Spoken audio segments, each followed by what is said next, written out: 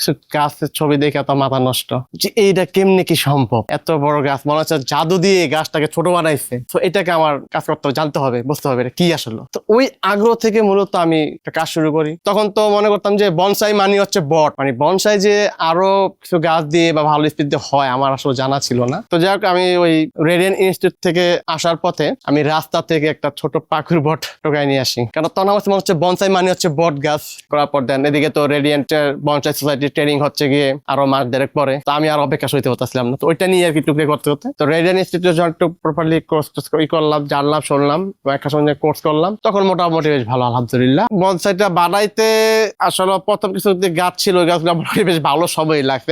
সময় বলতে কি, গাছগুলো আসলে পরিবর্তন আনতে পারিনি আমি, কারণ একটা বনসাই যে যত্ন বা ওদের যেভাবে ট্রেনিং করাইতে হয় আসলে ওইটা আমার জানা না থাকায় আমি আসলে 1-1.5-2 বছরে গাছগুলো একটা ভালো পরিবর্তন ঘটাতে পারিনি, অর্থাৎ ডেভেলপ করতে পারিনি গাছগুলো নিয়ে। এই ছাদের উপরে আমার মানে 7-8টা গাছ ছিল, তার সাথে চায়না বট, পাকুর বট, দেশি কাঁঠালি বট জোগাড় করতে থাকলাম। 8-10টা হইলো। 1-1.5 বছর পর যখন দেখলাম যেটা শেপ আসছে, ওই যে ক্লাস করছি যেভাবে করছি, হ্যাঁ, করার পর একটা ভালো একটা আউটপুট যখন পেলাম, তখন তো আমি আরো খুশি, না আমাকে এটা আরো করতে হবে, আরো সুন্দর করতে হবে। কিন্তু বিদেশিদের মতো হয় না কেন? তো এইভাবে আসলে শুরু। তখন ছিল আসলে আমার শখ। তো শখটা যখন পূরণ হইলো তখন এগুলো নেশাটা এমন ভাবে ধরলো যে আমি সারাদিন ছাদেই কাজ করতাম আর কি। তখন এই ছাদ পুরা ভরে ফেললাম। না, ফ্যামিলির লোকজন এ ব্যাপারে কোনো মানে অবজেকশনে বল, তারা আমাকে হেল্প করছে, যে কোর্স করার সময় যে টাকা দিচ্ছে। ইভেন আমি যে দেশ বিদেশে যে ঘুরছি বনসাইয়ের জন্য, সেটা তাকে আমাকে মার্ক তুলে হেল্প করছে এবং সাপোর্ট দিচ্ছে। এবং এই বনসাই করতে যে আবার অনেক টাকা নষ্ট হয়েছে, যে গাছ টাছ কিনতেছি করছে বা হ্যাঁ, তো এগুলো আসলে ফ্যামিলি সাপোর্ট দিচ্ছে, কিন্তু আমি তো জব করতাম না। আমার এই ছাদটা টোটালি উপর নিচে মিলে আমার গাছ ছিল প্রায় 380+, আর যদি ঘোড়াগাড়ি মিলাই তাহলে 400 রুপয়ে গাছ ছিল আমার। ভিয়েতনামে থাকা অবস্থায় তখন বাংলাদেশে সিনো বাংলা ল্যান্ডস্কেপ লিমিটেড নামে একটা কোম্পানি ছিল, তো ওদের একটা এক্সপার্টের প্রয়োজন ছিল। তখন ওরা আর কি আমাকে তখন ওইখানে অফার দেয় যে তুমি কবে বাংলাদেশে আসবা, তুমি আমাদের এখানে জয়েন করো। তো ওদের একটা বিশাল একটা মানে টোপিয়ারি এবং বনসাইয়ের বিশাল একটা প্রজেক্ট ছিল।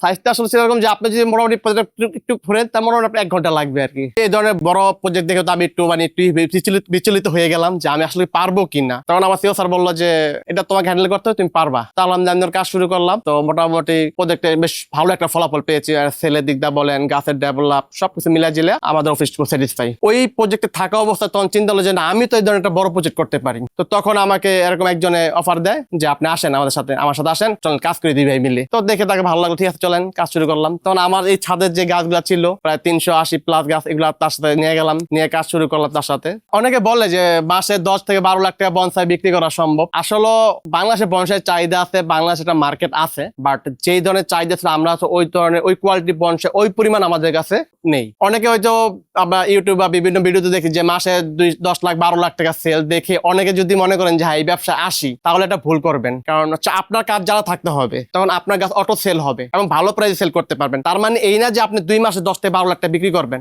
আপনি যদি মোটামুটি বছরে যে 50 পিস গাছ বিক্রি করতে পারেন, তাহলে এটা হচ্ছে বেস্ট সেল। আমি এখন শুধু বনসাই বিক্রির পাশাপাশি বনসাই প্রশিক্ষণ দিচ্ছি, এবং আমার এখানে হচ্ছে অলরেডি 3-4 জন স্টুডেন্ট আছে যাদের হচ্ছে যে আপনার 6 মাসের 1 বছর কোর্স কিনা।